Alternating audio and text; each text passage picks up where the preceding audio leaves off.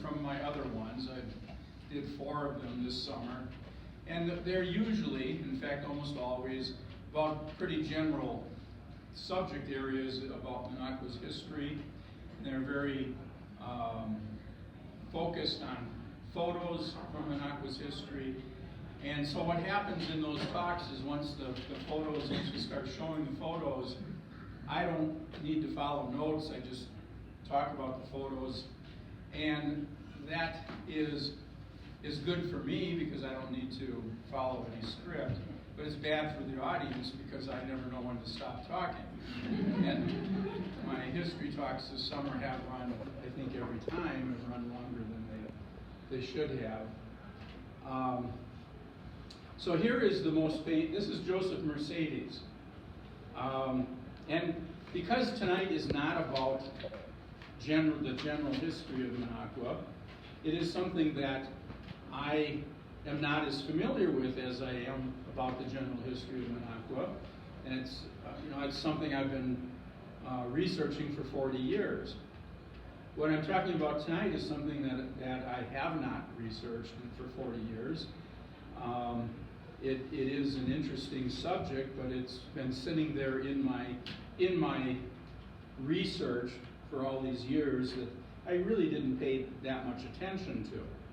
But when I started thinking about things to talk about that besides the general history of Minocqua, this came to mind, that it really is an interesting subject. So Joseph Mercedes and his wife Nellie were internationally known vaudeville entertainers. They're connected to Minocqua because they had a summer home on Blue Lake. They became residents of Minocqua in 1930. Now, Joseph Mercedes was a showman and a promoter. And immediately after coming to Minocqua, he became very involved in promoting Minocqua tourism. And he was very effective at that. And beginning in about 1933, he started promoting tourism throughout the Northwoods region. Now, he and his wife Nellie were famous for their mental telepathy act. They were known by their stage names, Mercedes the Great and Mademoiselle Stantone. In their act, Mercedes would walk around a theater audience and just pick people at random or people who volunteered, and they would give him the name of a song. Now they would whisper it to him or write it down on a card. And Mercedes would then turn around to the stage, and his wife would be sitting on the stage with her back to the audience, blindfolded, sitting at a piano. And he would say, "Please play this gentleman's selection." Or he would have the person say, "Please play my selection." And his wife would play the song. And they were challenged numerous times, especially by academics who suspected this can't be true. They can't be doing this for real. There's got to be some trick involved. There was never a trick discovered. They really were telepathically transmitting this song he was transmitting it to his wife. Mercedes, in his later years, said his wife really was 85% of their act because she could receive his thoughts, but more importantly, she could play about 25,000 songs from memory. Wow. And it was all types of music, foreign folk songs and classical music, current songs, from all sorts of genres. Nellie Mercedes said that she could sit down with a cup of coffee, look at sheet music for a song, and then from then on be able to play that song. So that's the talent she had. I just had to do that. Turn the phone on. Sorry. So Joseph Mercedes, his birth name was Joseph Cohen. He was born in Chicago in 1888. He grew up in Chicago, but he ran away from home as a teenager And he worked in theaters and in a circus, and he developed a magic act. But at that time, there were so many magicians working in vaudeville that he switched to working for theaters in the Chicago area as their on their promotions and advertising. So he was involved first as a performer and then doing promotions and advertising. He was also attending, when he was about 20 years old, he was also attending the Chicago Musical College. And that's where he met his wife, Nellie Clement. And he was age 21. She was 7 years older than him, and she was already married. Her last name was Stanton.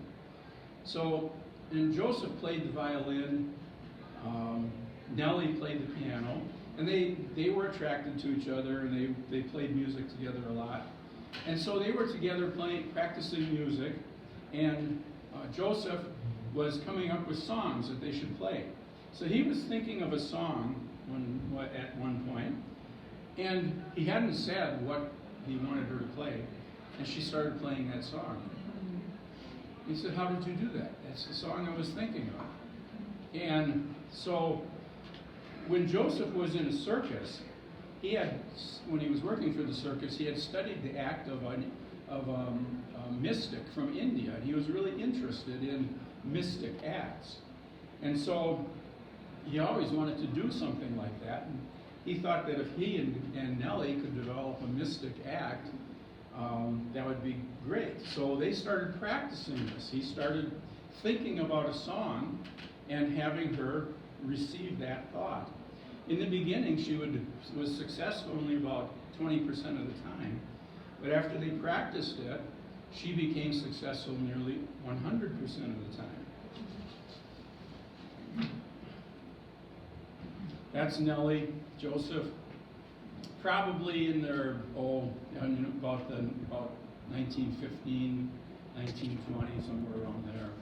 This is Joseph when he had a magic act as a teenager. And this is probably about the time that he met Nellie. So after they discovered that they had this power, they hired an agent and developed an act based on this mental telepathy. So they did that in 1909, and they began performing their acts in vaudeville theaters around the country. That's when Joseph adopted the stage name Joseph Mercedes, or Mercedes the Great, and Nellie became Mademoiselle Helene Stantone, or just Mademoiselle Stantone. So their fame spread quite a bit, and they were doing vaudeville acts around the country. But their fame really spread after an incident in Madison, Wisconsin. They were performing there in a theater, and a professor of psychology approached them after their act, a professor from University of Wisconsin. And he said that he had been studying mental telepathy himself, and he was sure that they were up to some kind of trickery, that Joseph was signaling her somehow. And he proposed that they would have a test, that he would choose a location that Joseph and his wife would not know where they were going to do this test until just before it, and that Nellie would be separated from Joseph. They wouldn't have any way of communicating. And Joseph, being the showman that he was and the promoter, went one better. He said, well, he didn't want a private test like that. That wasn't going to do them any good. He wanted it to be public. And it was very public. They got the governor of Wisconsin involved in the test. So the deal that they made, and I imagine the professor must have had some connection to make this happen, but the arrangement that they came up with is that Joseph Mercedes was going to be in the governor's office in the Capitol Square, and Nellie was going to be in a music store 2 blocks down State Street, sitting in the front of the store at a piano. And they would have a telephone connection between them. And so they Joseph went into the governor's office. The governor chose the song. They had no idea what song he was going to choose. The governor chose a song. Joseph called Mademoiselle Stantone, Nellie, and said, "Please play the governor's song." And she did. It was the song that the governor was thinking of. That hit the news. That hit the news nationally. And that's exactly what Joseph had in mind.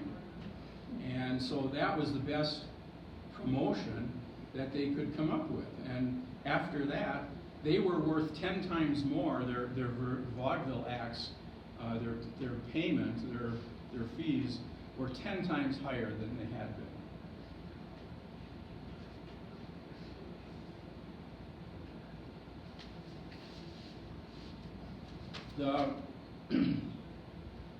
Let's see, I probably have some posters. So this is a poster from one of the performances. That is to Mademoiselle Stantone at the piano. Joseph would usually wear a black suit, and he had black hair then that was slicked back, and he would wear a red carnation on his suit. And Nellie would be dressed in white with a red blindfold around her eyes. So there are posters from their performances. They did this all around the country.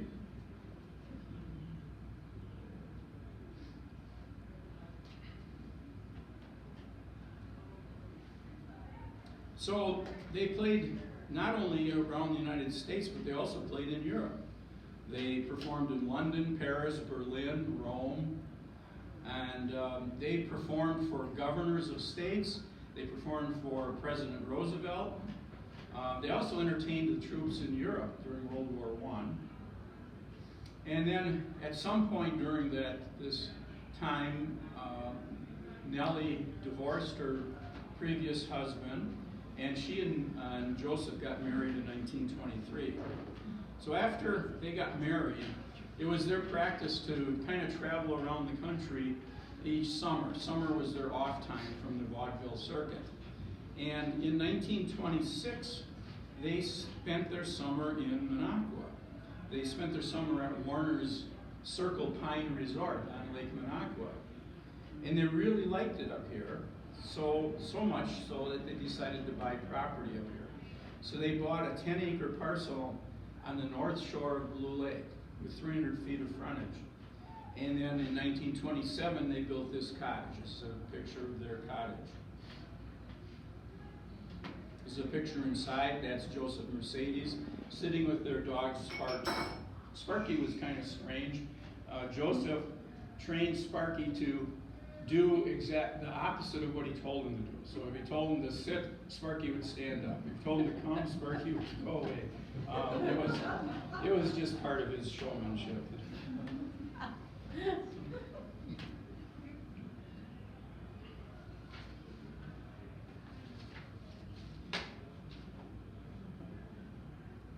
I'm going to back up here because I think I'm ahead of where I want to be on this. So after they built the cottage here, they became very involved in Minocqua life. Prior to that time, they had not had a home like they did in Minocqua. And in fact, they did become legal residents of Minocqua in 1930. Joseph said that this was the first home he ever had, and that in the 1930 election was the first time he ever voted anywhere. And he was 42 years old then. But they had just been spending their life traveling all the time on the vaudeville circuit, and not only in this country but in Europe, that they never established a home until the one on Blue Lake. So after they moved, or after they started spending a lot of time here, Joseph became involved with the Minocqua Kiwanis Club, and as he proposed being in charge of a 4th of July celebration in 1929. He handled the celebration and in particular the publicity. And so it turned out that they had a huge celebration, bigger than anything Minocqua had seen. We had 5,000 people here for our 4th of July celebration in 1929. So after the celebration, Minocqua Times wrote this: what was probably the best planned and executed July 4th celebration ever staged in Minocqua, and certainly the most unique and interesting held here for many years, was witnessed Thursday by a crowd which has not been equaled at any event in Minocqua for a long time, if ever. And they figured that there were 5,000 people. Now, the highlight of the 4th of July celebration, again, something that Mercedes came up with, was the Minocqua Derby, a horse race. Now, he advertised this celebration in every town. He had posters up in every town within 100 miles of Minocqua. And one of the highlights was going to be this Minocqua Derby, which was depicted as a serious horse race. It was going to start from the north end of the Hazelhurst Bridge, the bridge over Lake Minocqua, go up Main Street, turn down front to the crossing at the railroad tracks was going to be the finish. And so people came to see and expected to see that horse race. Well, what happened was that it was kind of a joke. I mean, he promised this serious horse race, but it was what he did is he had draft horses that weighed 1,500 to 2,000 pounds, and riders comically dressed, and they just kind of pranced up the street, and people enjoyed it a lot. I mean, it was a big hit, and even though it wasn't a regular horse race, it was a great hit. They had all these draft horses with people dressed as clowns in all sorts of ways on the horses. So after that happened, that same summer, he took 30 boys to the circus in Rhinelander. This is a picture of Mercedes. He's here at this end. That's Joseph Mercedes. And all the boys that he took to the circus, he and his wife took to the circus in Rhinelander. The Minocqua Lumber Company truck that the boys rode on in the back of, you know, it's just an open bed truck. All the boys piled on that, and he took them to the circus in Rhinelander. He and his wife furnished them before going to the circus. When they got to Rhinelander, they stopped to have sandwiches, watermelon, ice cream, and lemonade, and he also had 25 pounds of peanuts for them. And then he paid for their admission into the circus.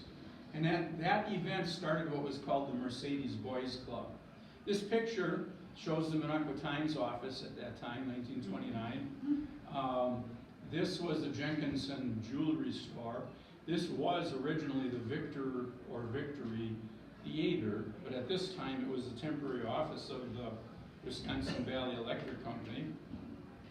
This was the Hill Bakery, and then down at the end is the Christofferson Barber Shop.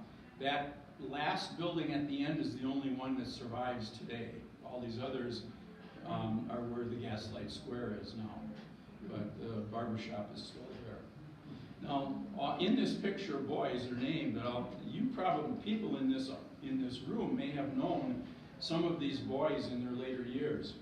Among them were Delbert Alborn, Harold Titus, George Bassett, Billy Fisher, Harold Martin, Walter Alborn, Richard Matthews, Paul Loomis, Marvin Roosh, Midge Klein, Danton Lake, John Schilling, Edward Titus, Billy Schlecht, Seth Noble, Jimmy Harding, Donald Lutke, Gail Huber, Harold Lander, Howard Denoyer, Raymond Oxley, Russell Oxley, John Klein, and Donald Empey.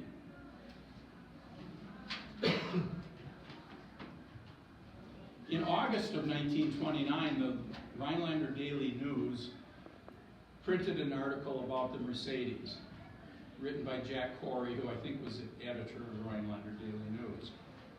And he wrote that before he saw, well, I should preface it with, also in 29, what prompted this is that the Mercedes had a party for locals at their cottage. And they did their mental telepathy act at the cottage at Blue Lake. And Jack Corey from Rhinelander was invited to that party, and so he was there. And so he wrote in this article that before he saw their performance, he considered the mental telepathy act to be a bunch of banana oil, which was not uncommon. I mean, most people would. And he said that he did not like the over-the-top adjectives used by Mercedes in his advertising of the 4th of July event, but he saw the genius in advertising the horse race as being, and this is how the advertising had stated, it was going to be the greatest race since Ben-Hur. And Jack Corey said, even though it turned out to be a speed event among old plugs that wouldn't run a mile to eat the finest bale of clover hay in the county. But then after Jack Corey saw Mercedes bring 30 Minocqua boys to the circus in Rhinelander, he thought, well, Mercedes is a pretty decent sort of chap. But he still thought that the mental telepathy act was a bunch of ooey. So that they had their party here in the cottage. Now after that, after witnessing that demonstration, Jack Corey wrote, in none of these tests, and I should say that they did their act typically. They went around the people asking for songs. His wife was able to successfully play each song. A couple times, well, at one time, Enos Fisher's song she couldn't get initially. She wasn't picking it up, and then so Joseph Mercedes went on to other people. Ehrenreich, B.C. Ehrenreich, Ben Ehrenreich, the owner of Kawaga, Camp Kawaga, is German. He picked a German folk song, and Nellie Mercedes said the title of the song, she came up with the title correctly, but she said, I don't know how to play that song. Then Joseph came back to Enos Fisher and had Enos say, play my song. This time she came up with it. So this is what Jack Corey wrote after witnessing the demonstration. In none of these tests did Mercedes speak to his wife. Each time he stood next to the person writing the title of a song. There was no mechanical device to convey the name of the song to his wife's ears. Mental telepathy, the power to tell his wife what he wanted played without actually speaking, apparently is the basis of the act. So they convinced another person who was doubtful about it. And this happened, this wasn't unusual. Through their years, they were challenged many times, particularly by academics. And every time, they were successful in proving that they could do this by mental telepathy, and never were they ever discovered to have any trickery involved in it. So they went through their entire career successfully doing their mental telepathy act.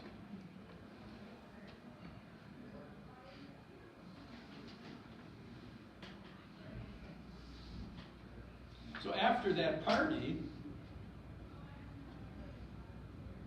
well, the following year, in 1930, so that had been 29, in 1930, they did the 4th of July celebration again with the Minocqua Derby. And this year, in the 1930 Minocqua Derby, they actually did have a mixture of the comical horses and real horse racing. But again, 5,000 people came to Minocqua for the 4th of July celebration. Later that month, after the 4th of July celebration, Mercedes took his Mercedes Boys Club to the circus in Wausau. And that year, the circus in Wausau featured Tom Mix. Some of you may recognize that name. He was a national cowboy movie star in the 20s primarily, although into the 30s he was a very popular person in the country at that time. And he was a friend of Joseph Mercedes. So when the boys went down to the circus in Wausau, they were treated as Tom Mix's special guests and they were invited into his private quarters to meet him. So that was a big thing for the boys. Then in 1931, in April 1931, Joseph and Nellie were on their vaudeville tour during the winter months as usual. In April, Mrs. Mercedes was seriously injured in a stage accident in New York, on Staten Island, at the theater, Paramount Theater. And this was an article from the Minocqua Times, dated May 1, 1931, about that, and they also had quotations from articles in a couple of New York newspapers. They had finished their act, and they were standing there getting their applause, and they were on an elevator that was going to lower them down below the stage level after their act. And so that started, and Nellie Mercedes' gown got caught in the mechanical mechanism, like the gears that were lowering this elevator, and she got drawn into it. And her clothes got torn off, and she was seriously injured on her right side, and including her right hand, which of course for a piano player is really serious. They didn't think she'd play piano again after that. So after being in the hospital for a couple of weeks, they returned to their cottage on Blue Lake so she could heal. Incidentally, when they arrived in Chicago from New York, it was John Fisher's parents. Many of you know who John Fisher is. He was on our board of directors. Isn't here tonight. John Fisher's parents, Walter and Cornelia, picked up the Mercedes in Chicago and drove them back up to Minocqua. They were close friends of the Mercedes. It's Walter and Cornelia Fisher. Now, within 2 months after returning to Minocqua, Mercedes, because he was involved in working with boys, he established the Boy Scout movement in Minocqua. There had been Boy Scouts in Minocqua in 1915, and it lasted for about 10 years and kind of died out. So in 1931, Mercedes reorganized the Scouts, and then later that summer, to provide funding for them, he organized an entertainment event called the Minocqua Follies. It was held in August, and what he did is with his notoriety, he was able to approach all the entertainers that were at the various resorts and bars in the North Woods and bring them together to do a entertainment event at the Minocqua Community Building. And so he did that. He brought all these entertainers together. These were all professional entertainers, and they did an act. They did a performance, that is, in front of 400 people in the auditorium of the Minocqua Community Building. Each person paid $1 for an entrance fee. And so $400 was raised for the Boy Scouts, which in today's dollars would equal $8,200. So it was a significant amount for the Boy Scout troops. Also in 1931, Mercedes took the boys to the circus again, this time in Rhinelander. So then after that, in the fall of 1931, he was saying, you know, although we had brought 5,000 people to the Minocqua for the 4th of July celebrations, he was saying, I want to do more than that. So in the fall of 1931, he came up with the idea of doing a 4-day outdoor exposition and midsummer festival that would be held in August of 1932. So that's what was advertised that I was going to be talking about. I figured if I advertised that talking about Joseph Mercedes, nobody would come, because nobody knows who Joseph Mercedes was, and you probably don't care or didn't care who Joseph Mercedes was, and so it wasn't much of a draw. But I learned from Joseph Mercedes about promoting. So I promoted the 1932 Outdoor Exposition and Festival, which was a big deal, but as it's not the main focus of this talk. So he came up with the idea of having that festival in this area, the north part of the railroad grounds. So there's about 5.5 acres there, and you got permission from the owners. The Bolgers actually own much of that, also the permission from the railroad. He went down to Chicago to meet with the railroad people in October of 1931. Got permission to use their depot grounds, and importantly, got permission to have everybody cross from the north end of Oneida Street here on into this area. So, because they had to cross the railroad tracks, and that's trespassing unless you have an easement or a permission. So he got that permission, and he when he was in Chicago, he rented a 80 by 200 foot tent. And that tent was once during the exposition, when that tent was built like about there, it seems. He met with the leaders in Minocqua about it, and so all the groundwork was done.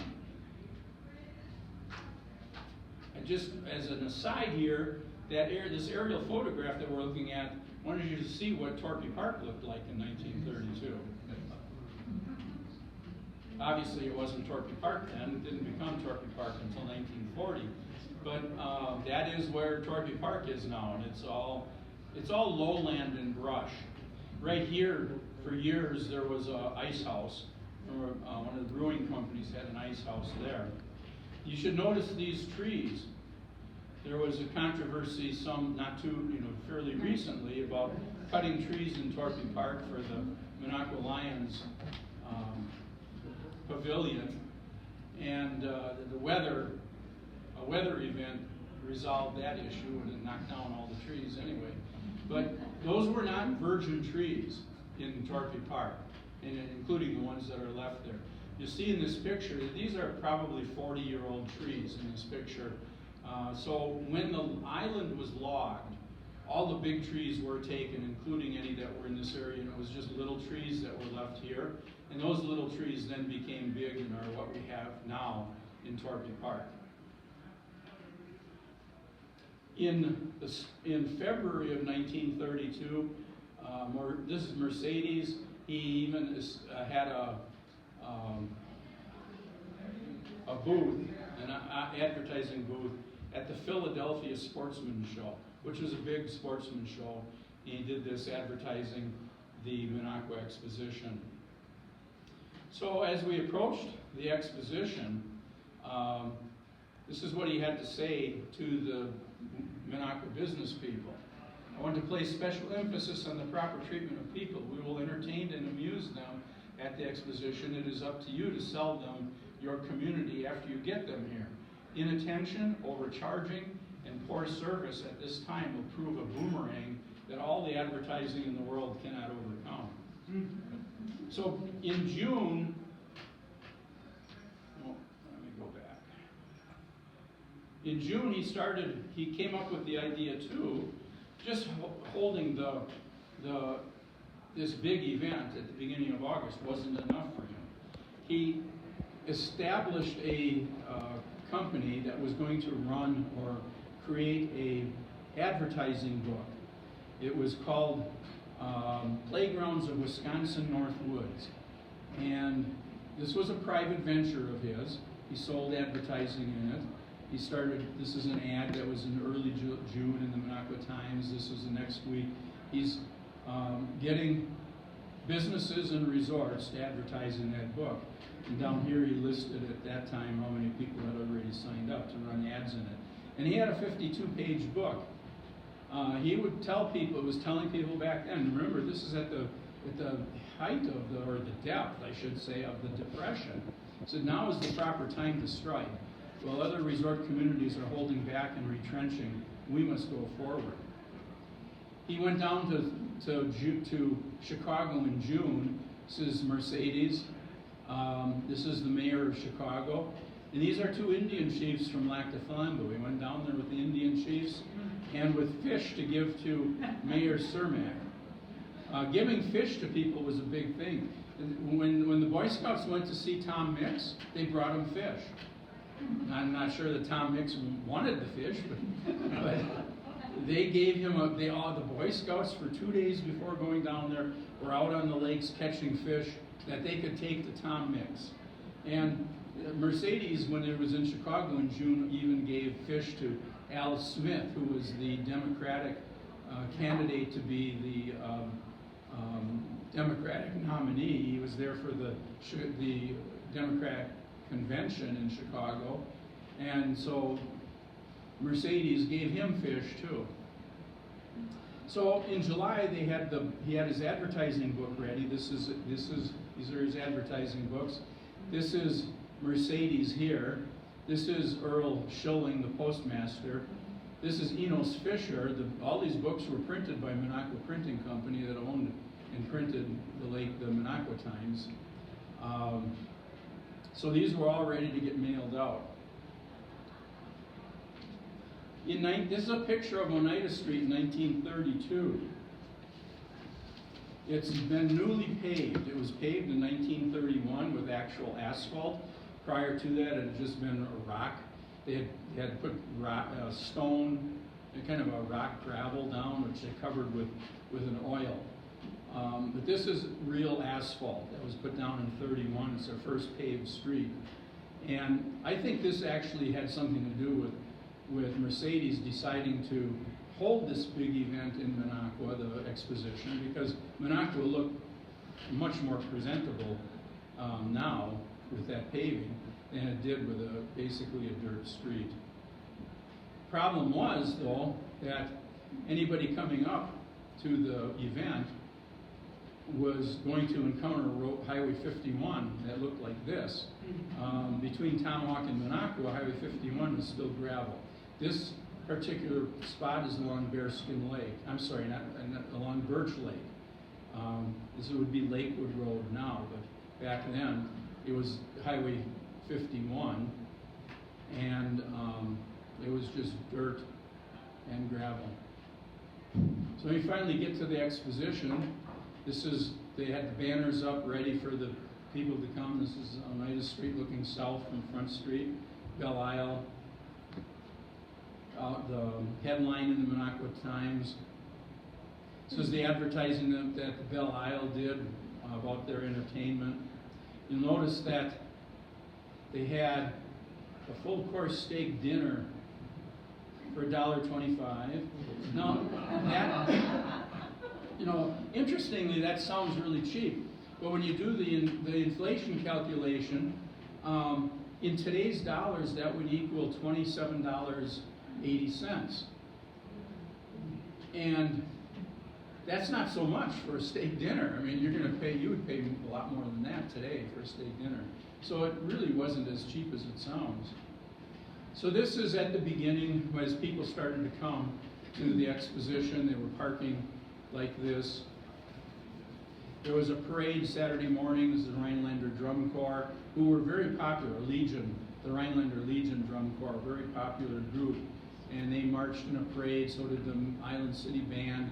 That was on Saturday. The Drum Corps also performed on Sunday. The band, Island City Band, that's about a 30-member band, Island City Band.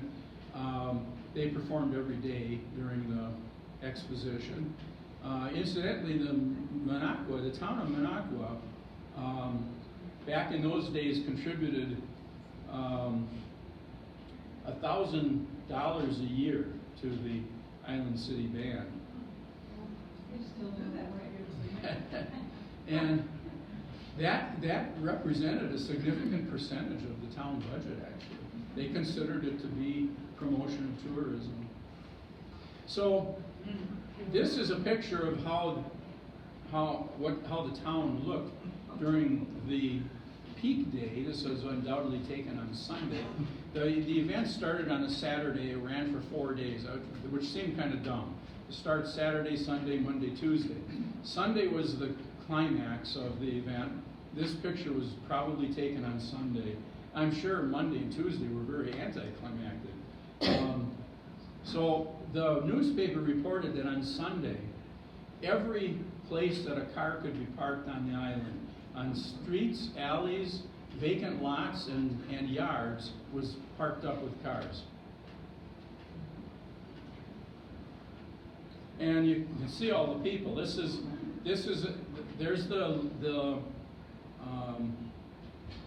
Masonic Temple. The Ferris wheel was in front of the Masonic Temple. Back behind the photographer here was the big tent. These were also tents for exhibitors. At the stage here, this tent over here, I would imagine, was probably for things like refreshments and food. But look at the crowd of people. So there you can see the big tent. All the people. Notice how everybody's dressed. The guys in particular, I mean, almost all of them have suits on. You didn't go to events like this wearing a T-shirt that you could have just come back out of the backyard mowing the lawn in. You didn't dress that way back then. They felt that it was a matter of being civilized. It was a sign of being civilized to dress like this. So that's what everybody did. Here you can see the lakefront. In front of the Masonic Temple. They had events on the lake. They had motorboat races, sailboat races, swimming races. There was a float plane that was giving people rides. There was a lot of entertainment involved. There was a tower here. You can just let's do that. There was a tower that's hard to see here, a 45-foot tower that had a small airplane on top that rotated, and there were aerial acrobatic acts being done off, being swung. They were swung around that airplane, and they were standing on it. It was a big act. So they had a lot of entertainment. They also had a lot of exhibits. There were 40 exhibitors in the big tent. Wisconsin Conservation Department was the biggest exhibitor. That's Conservation Department. This looks like it's probably a lynx. Could be a bobcat.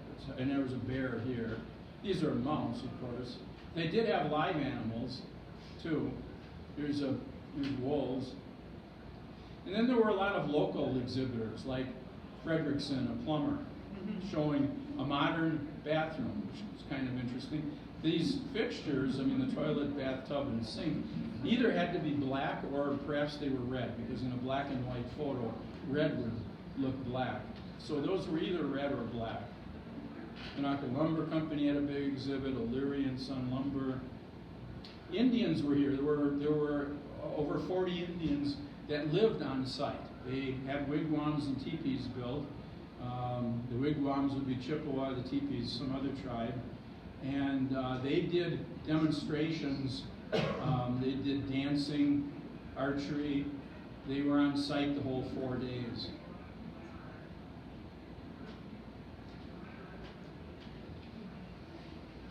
So just after completing that project, Mercedes decided to do more, and he formed the Heart of the Lakes Association.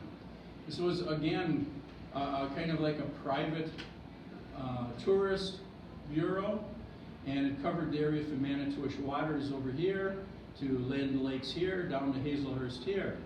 And what he saw was all the local chambers of commerce representing people in their area and kind of competing with each other. And so he decided he would do a much broader organization and have more money to advertise with. And so he came up with Heart of the Lakes. Also, in 1934, he decided to move the exposition and festival to a larger venue. He moved it to Madison. So this is the Wisconsin State Journal from 1934. He ran the exposition down there.